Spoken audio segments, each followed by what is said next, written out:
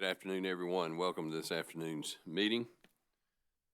Before we begin, we'd like to ask everyone to please take a moment and bow your head for a moment of silent reflection.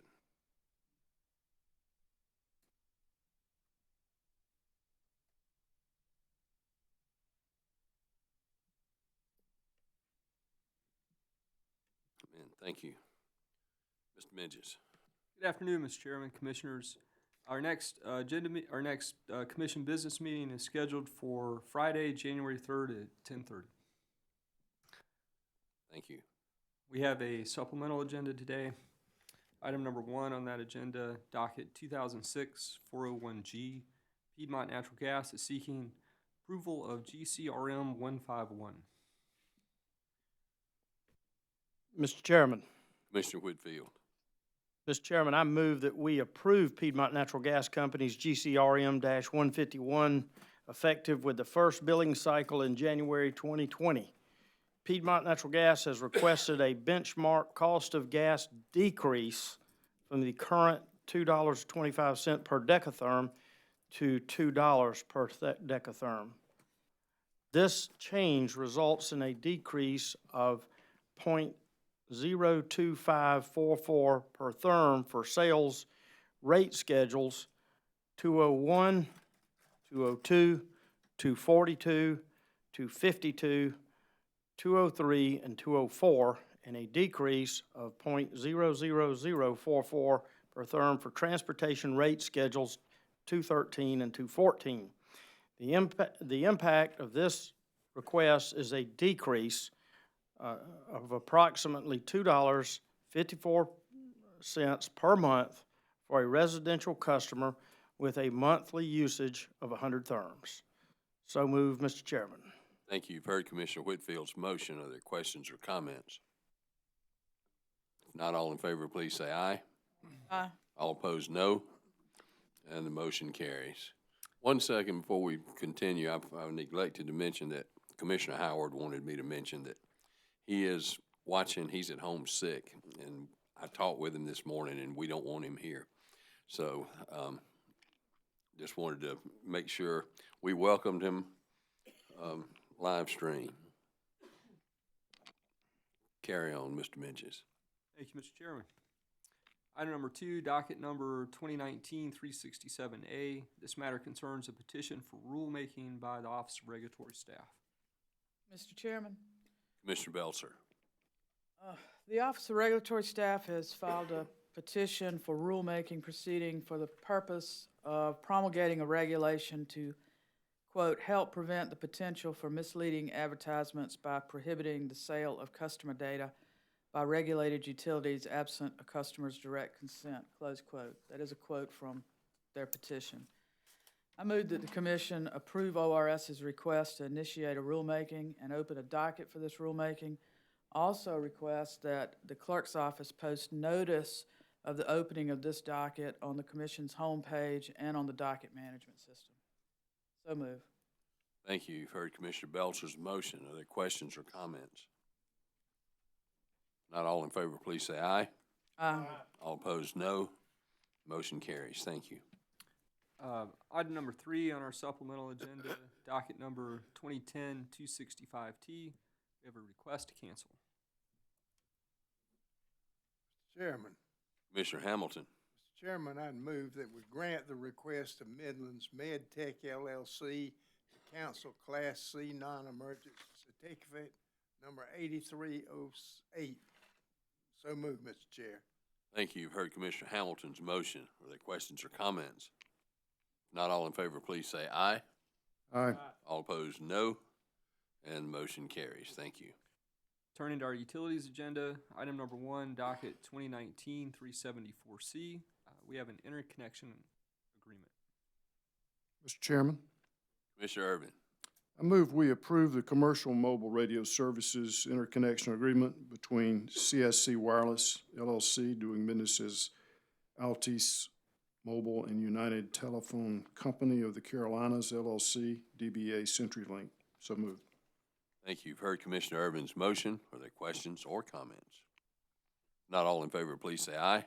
Aye. All opposed, no. And motion carries. Thank you.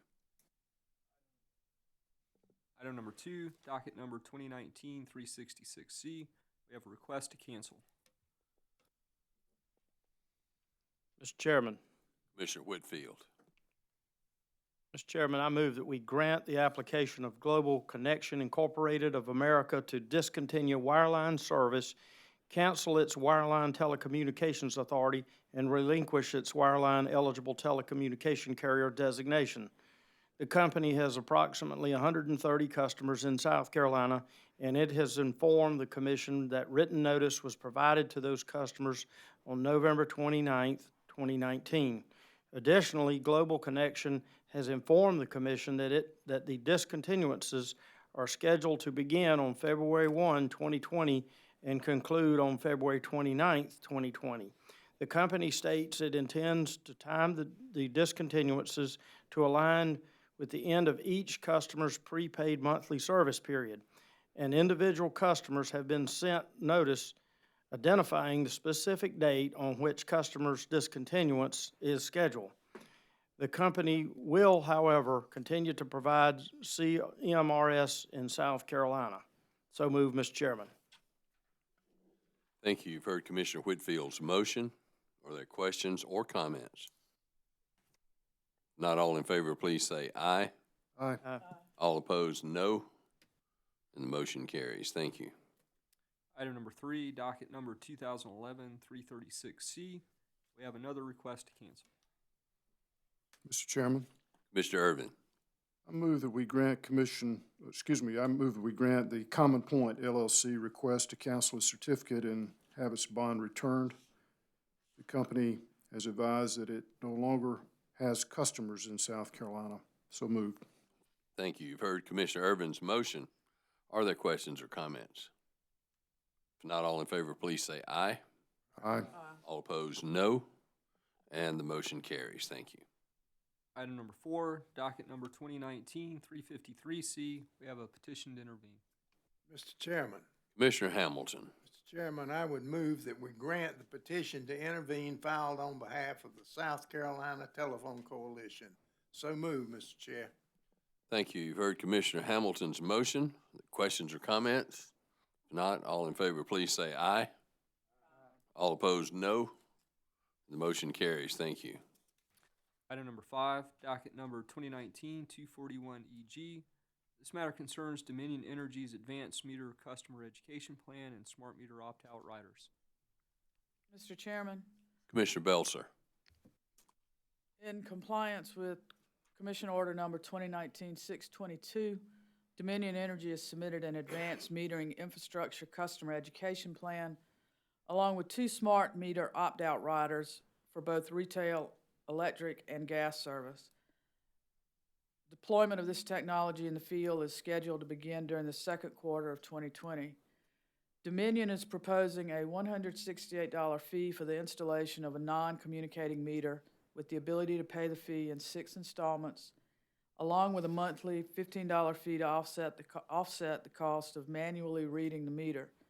However, those that submit a medical waiver may opt out at no cost.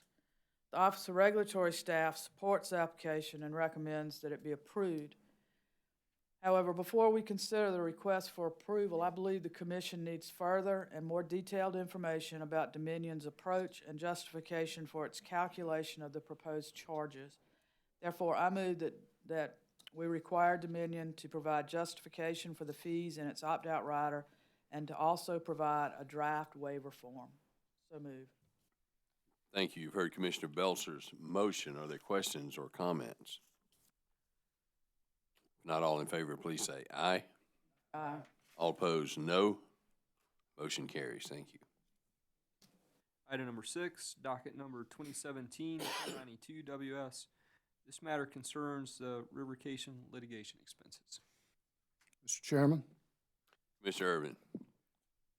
I move that we adopt the position advanced by the Office of Regulatory Staff regarding the Riverkeeper litigation expenses and adopt the ORS proposed order in this docket in substantial form. Blue Granite was obligated under the law to comply with the Clean Water Act in its operation of its facilities.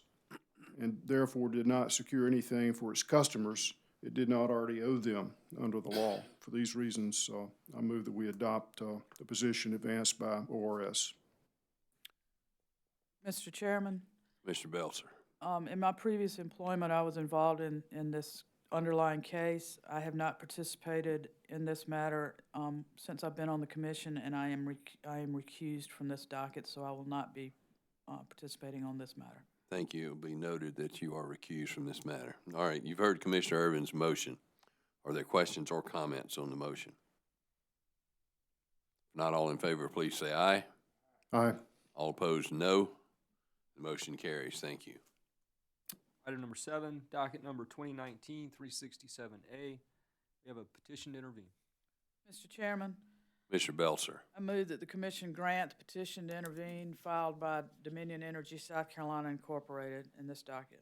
Thank you. You've heard Commissioner Belzer's motion. Are there questions or comments? If not, all in favor, please say aye. Aye. All opposed, no. The motion carries. Thank you. Items number 8 through 10 are petitions to intervene that can be taken together in docket number 2022E. Item 8 is Ecoplexus Incorporated. Item 9 is Solar Business Alliance. And item 10 is the Coastal Conservation League and the Southern Alliance for Clean Energy. Mr. Chairman. Commissioner Hamilton. Mr. Chairman, I would move we grant the petition to intervene filed on behalf of the parties identified by Mr. Menges in items 8 through 10. So move, sir. Thank you. You've heard Commissioner Hamilton's motion. Are there questions or comments? If not, all in favor, please say aye. Aye. All opposed, no. Motion carries. Thank you. Item number 11, docket number 2019-358E. We have a motion to dismiss the complaint of Jimmy Berry. Mr. Chairman. Commissioner Irvin. Mr. Jimmy Berry has alleged that Dominion Energy South Carolina Incorporated damaged an underground electrical line during its repair to a gas line damaged by a contractor. And he also alleges that in the process, he was caused damages to his residence and seeks a monetary damages award. ORS, by letter, informed the Commission that it had previously advised Mr. Berry that the Public Service Commission does not have jurisdiction to award monetary damages. Also, a verified testimony was submitted by Dominion showing that Mr. Berry's power line actually, according to Dominion, was an overhead line at the location where the gas line was damaged and repaired. While I'm sympathetic to his concerns and understand he has a right to assert his claim, this is not the place to do it. Mr. Berry has not alleged that Dominion violated any applicable statute, rule, or regulation or order under the Commission's jurisdiction. And since he's only seeking monetary damages as his sole request for relief, the Commission lacks jurisdiction, and therefore we would move to dismiss the claim. Mr. Berry can seek his relief in either the magistrate or summary court or in the court of common pleas. I move that we dismiss his claim for lack of jurisdiction. Thank you. You've heard Commissioner Irvin's motion. Questions or comments? If not, all in favor, please say aye. Aye. All opposed, no. Motion carries. Item number 12, docket numbers 2017-207, 305, and 370E. This matter involves Dominion Energy's Code of Conduct. Mr. Chairman, I would like to note that on these dockets, I am also recused from participating in these dockets. Thank you, Commissioner Belzer. It will be noted that you are recused. Mr. Chairman, Mr. Whitfield. I do have a motion now that Commissioner Belser's recused herself. I do have a motion in this docket. Mr. Chairman, in compliance with order number 2018-804A, Dominion, South Carolina has submitted its 2019 Code of Conduct. the company represents that the Code of Conduct establishes guidelines and rules that apply to the relationships, transactions, and activities involving the electric and natural gas operations of Dominion Energy, South Carolina, the parent company Dominion Energy, SCANA, and certain other affiliates. ORS has filed comments regarding the Code of Conduct that proposes the inclusion of similar customer protections as those afforded by the North Carolina Utilities Commission. The company's proposal also retains certain language related to preserving its rights to self-advocacy in Section 111E4 regarding the provision of accurate and truthful information. ORS expressed the position that there is no need to include such language in the code. The company argues that the language addresses times when Dominion may be required to seek a waiver of Code of Conduct requirements for specific transactions or programs.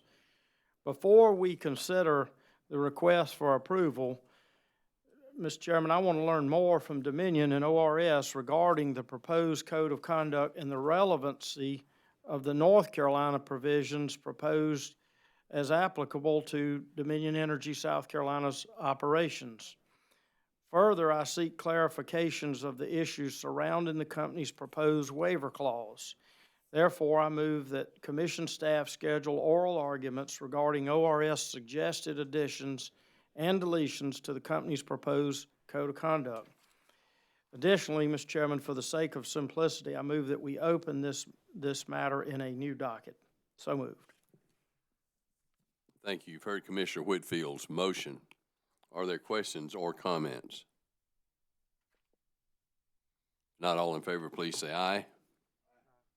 All opposed, no. And the motion carries. Thank you. Item number 13, docket number 2019-262E. This item concerns Duke Energy Progress as Rider 11 for its demand-side management and energy efficiency programs. Mr. Chairman, Commissioner Urban. on September the 24th, 2019, Duke Energy Progress filed an amended application seeking approval of Rider 11 to its demand-side management and energy efficiency programs. The company is seeking recovery of $25,986,394, with $15,351,340, or 59%, attributed to residential customers, and $10,635,054, representing 41%, attributed to non-residential customers. These amounts result in a monthly residential DSM-EE rate of 0.671 cents per kilowatt for residential customers and 0.1722 cents per kilowatt for general service customers. The average charge for a residential customer using 1,000 kilowatts per month will be a monthly decrease by approximately $3.78. On November 8th, 2019, the Office of Regulatory Staff filed a review report which finds that the programs continue to perform well, that realized cumulative energy savings have exceeded the anticipated energy savings by 57%. However, based upon its review, the ORS recommends a reduction of $592.05 to South Carolina program costs due to insufficient supporting documentation. ORS has also recommended a reduction of $20,688.56 to remove the portion of long-term incentives and short-term incentives for its company employees allocated to South Carolina program costs for the company's earnings per share and total shareholder return goals. I move that we accept the undisputed $592.05 adjustment and require the company make adjusting journal entries prior to its next annual filing. However, for purposes of cost recovery in this proceeding, I move we reject the proposed reduction of $20,688.56. This ruling would be consistent with how the commission has dealt with employee incentives in past orders concerning Duke Energy Progress' last rate case that occurred in docket number 2019-318E. I also move that we reserve the right to address employee incentives related to demand-side management and energy efficiency programs in a future proceeding. In addition to the comments and recommendations by ORS, intervenors in AACP, the Southern Alliance for Clean Energy, and Coastal Conservation League have asserted that they support Duke's application, but make the following additional recommendations, among others, that the utility should, one, make greater efforts to achieve the 1% annual savings target of prior year retail sales that was agreed to in the merger settlement, docket numbers 2011-68E and 2011-158E. Two, further engage with the collaborative during the development of new programs and modification for existing programs in a timely, structured manner that permits the stakeholders to provide meaningful recommendations. Three, continue collaborative working group discussions about low-income, multifamily, and manufactured housing with the goal of increasing program budgets and offerings that reach low and moderate income customers. Four, recognize that non-energy benefits such as fewer disconnections and arrearages on utility bills, environmental benefits, and improved safety and comfort, and refine cost-effectiveness testing. Based upon the information presented in Duke's amended application and based upon ORS report, I move that we approve Rider 11 to its demand-side management and energy-efficient programs. Also move that the company make adjusting journal entries prior to their next annual filing regarding the $592.05 reduction.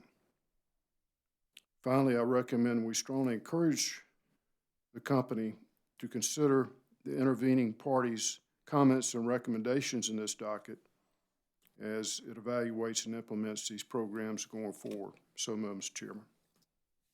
Thank you. You've heard Commissioner Irvin's motion. Are there questions or comments? If not, all in favor, please say aye. Aye. All opposed, no. And the motion carries. Item number 14, docket number 2019-365E. This matter concerns the creation of a procedural schedule. Mr. Chairman. Commissioner Whitfield. Mr. Chairman, this matter involves another one of the many provisions set forth in Act 62. Mr. Chairman, this commission opened this docket for the competitive procurement of renewable energy on November 26, 2019, in compliance with Code Section 58-41-20E2. Since that time, it has become apparent that competitive procurement overlaps several key subject areas that involve a great deal of complexity, including the IRP process, interconnection, energy storage, and queue reform, all of which this commission will be considering in its Act 62 associated dockets. Mr. Chairman, due to this complexity, I move that we schedule a generic workshop on Monday, January 27th, 2020, for the purpose of hearing from interested stakeholders regarding how to create programs for competitive procurement that addresses these overlapping issues and how to prioritize them. Those who are interested in participating must notify the Commission in writing by January 21 if they wish to participate and whether they wish to make a presentation. If they're planning to make a presentation, participants will also be expected to provide brief written overviews of their presentation at the time of their notification of participation. Mr. Chairman, I look forward to learning more about the intricacies and interrelation of these areas with competitive procurement of renewable energy and planning the next steps for renewable energy in South Carolina. So moved, Mr. Chairman. Thank you. You've heard Commissioner Whitfield's motion. Are there questions or comments? Mr. Chairman, Mr. Irvin? I have some brief comments in support of the motion.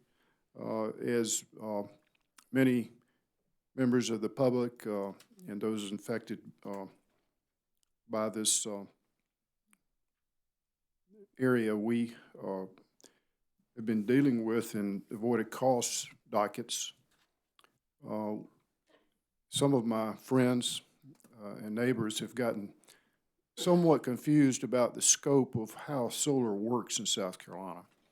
Now, I went back and did a little bit of research, and the PURPA contracts that were enabled by Congress by way of legislation passed in 1979 were really directed at what we call smaller qualified facilities. And they served a good purpose. They created what essentially is must-take solar at the avoided cost rates and left the details of working out what those power purchase agreements should be in terms of terms and conditions on a state-by-state basis. So that's what we've been doing when we dealt with the avoided cost dockets. But the thing that some folks apparently missed or don't quite grasp is that 2/3, or I believe about 67% of all solar nationwide comes from the competitive bid process. And so in the sense of the scope and scale, this is one of the most important things that we'll be looking at going forward. Purpose certainly serves its purpose. You know, it allows smaller facilities access to produce solar and wind power, and that's an important program, and it's served the country well. But going forward, many jurisdictions around the country have looked at competitive bid procurement as an even more important opportunity to give solar providers an opportunity to participate with the company, the investor-owned utility, in terms of siting and planning for these large-scale projects. And in terms of the future, many of these projects will involve storage. The technology, as we all know, is advanced and cost has come down for battery storage. So where we can consolidate storage with solar, it makes solar more valuable because it becomes dispatchable during the peaks that we see in winter peaking and summer peaking, where demand exceeds supply. So having said that, this is a very important opportunity for all stakeholders, and I hope and encourage them to participate in this workshop on Monday, January the 27th. We'll have that on our website, and we hope that we'll have broad participation and discussion. This is everybody's opportunity as interested stakeholders, members of the public, to help us create a program that works for South Carolina to get competitive procurement of solar and wind, renewable energy, and adopt a plan that works. Of course, North Carolina's ahead of us. They already have a program in place. In fact, some of the South Carolina companies have already won bids in North Carolina in the first round of competitive bidding. So it's working in North Carolina. It can work here, and we want to engage all interested stakeholders so that we can get it right. And I support the motion. Thank you. Thank you, Commissioner Irvin. Any other questions or comments? Commissioner Belcher? Mr. Chairman, I too support this motion. I think that this is certainly an important tool that the legislature has mandated under Act 62, and agree that we need to move forward with this, and also agree that the that it is important that the stakeholders provide input and give information as well. So I'm in support of this motion as well. Thank you. Thank you. Commissioner Whitfield? Let Commissioner Hamilton. Go ahead, Commissioner Hamilton. Chairman, I would rise to support the motion of Commissioner Whitfield. I too feel that Act 62 opens and broadens our area that we can explore under the new guidelines in 62. I think it will mean a lot. I think most of the parties understand, but I think most of the public thinks it stopped with the PURPA. And I look forward to us beginning this process in January and welcome the interveners and other parties. Thank you, Mr. Chair. Thank you, Commissioner Hamilton. Commissioner Whitfield? Thank you, Mr. Chairman. I certainly appreciate the comments from my colleagues up here. I would, not part of the motion, Mr. Chairman, but I would just certainly add that this morning, many of you may have seen, we had a presentation by Ms. Cindy Miller at 10 a.m. this morning where she went over some of these other areas that Act 62, some of the other provisions that we have not yet gotten into that Act 62 allows for. And she talked about what other states were doing, and she put forth a lot of information that she put in that hour that we had this morning. And some folks may have seen it, but if not, I would certainly encourage them to look back at that. But this act, as Commissioner Irvin said, certainly I've heard that number nationally, that 67% number. I believe it was, I've heard it certainly from on a panel at NARUC, and that's a number that seems to be kind of sticking nationally. And we talk a lot about the competitive market, the private market, let the market forces work. Well, this is that opportunity to let the market forces work. And as Commissioner Irvin stated, you know, this is outside of the solar that's come on since the PURPA Act of 1978, whether it's a qualifying facility or a cogeneration qualifying facility. This is the market at work. And also, again, not often talked about much in Act 62. There's the IRP process that's given the Commission new tools that it's never had in that process before. This deals with energy storage, queue reform, all of those things, interconnection standards. So this is a comprehensive act, and this workshop will help this state move forward in that direction, and I certainly appreciate the support of my colleagues. Thank you, Mr. Chairman. Thank you. Any other questions or comments? Not all in favor, please say aye. All opposed, no. And the motion carries. Thank you. Mr. Chairman, turning to our transportation agenda, item numbers 1 through 4 are new applications that can be taken together. Item 1, docket 2019-376T, BBQ Superstars, DBA Veronica Transport. Item 2, docket 2019-375T, Lucas and Bryson Transportation, LLC.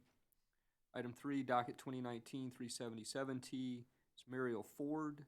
Item 4, docket 2019-378T, Bright Star Transport, LLC. Mr. Chairman. Commissioner Hamilton? Chairman, I would move we approve the new applications and items 1 through 4 as identified by Mr. Menges. So moved, Mr. Chair. Thank you. You've heard Commissioner Hamilton's motion. Are there questions or comments? Not all in favor, please say aye. Aye.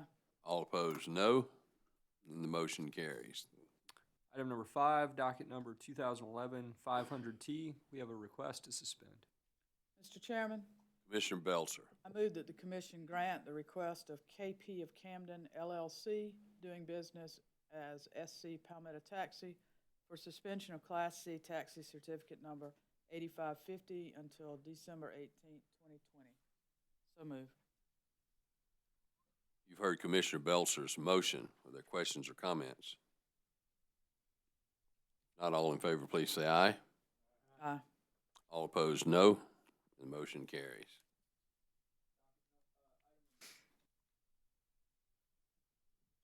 Chairman, item number 6, docket numbers 2015-206T and 2019-270T. We have another request to suspend. Mr. Chairman. Commissioner Whitfield. Mr. Chairman, I move that we grant the request of Gary Mixon, doing business as Steadfast Taxi, to suspend Class C taxi certificate number 9144 until December 12th, 2020. So moved. Thank you. You've heard Commissioner Whitfield's motion. Are there questions or comments? Not all in favor, please say aye. Aye. All opposed, no. And the motion carries. Thank you. Item number 7, docket number 2016-262T. We have a request to cancel. Mr. Chairman, Commissioner Belzer. move that the commission grant the request of DG Delivery Services LLC to cancel Class E household goods certificate number 9747-A. So move. Thank you. You've heard Commissioner Belzer's motion. Are there questions or comments? Not all in favor, please say aye. Aye. All opposed, no. And the motion carries. Item number 8, docket number 2019-68T. We have a request for an extension of time. Mr. Chairman, Commissioner Irvin. I move that we grant the request of Septon Jones doing business as Coast to Coast Movers for an additional extension of time until February 25th, 2020 to comply with Commission rules and regulations. So moved. Thank you. You've heard Commissioner Irvin's motion. The questions or comments? Not all in favor, please say aye. Aye. All opposed, no. And the motion carries. Thank you. Mr. Chairman, we have an administrative agenda for today's business meeting. The only item on that agenda, staff presents for commission consideration the election of an interim vice chairman. Thank you. We do have the need to appoint an interim or elect an interim vice chairman. And while Vice Chairman Williams is gone, so I will entertain any nominations for interim vice chairman. Mr. Chairman? Commissioner Irvin. We appreciate Vice Chairman Williams' service to our country, and while he's on administrative leave with our United States forces overseas, we need an interim vice chair, and I'm move that we elect as our interim vice chair Commissioner Florence Belzer. Thank you, Commissioner Irvin. Is there a second? Mr. Chairman. Commissioner Hamilton. Chairman, I would second the motion and move that the nominations be closed and Commissioner Belcher be elected by acclamation. Okay, we will close the nominations. And Commissioner Whitfield, you got your light on. You want to Yes, say sir. something? I'm certainly in support of Commissioner Irvin's motion, and Commissioner Hamilton's now moved for the motions to be closed, but nominating to be closed. And Commissioner Belzer, I'm certainly supportive of you. I would just note that Commissioner Belzer and I've had that discussion, and of course we are using the term interim vice chairman, and we certainly are cognizant and aware of Commissioner Williams' service, as Commissioner Irvin said, to our country, and understand that this is something we're doing in an interim status. Okay, thank you.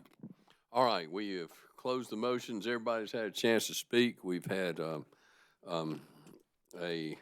move to vote by acclamation, and I think we ought to just vote. And we need to have some enthusiasm in this vote, since some of our votes have been a little shaky here this afternoon. So all in favor of Commissioner Belzer being elected as interim vice chairman, please say aye. Aye. All opposed, no. And the motion carries. Congratulations, Madam Vice Chair.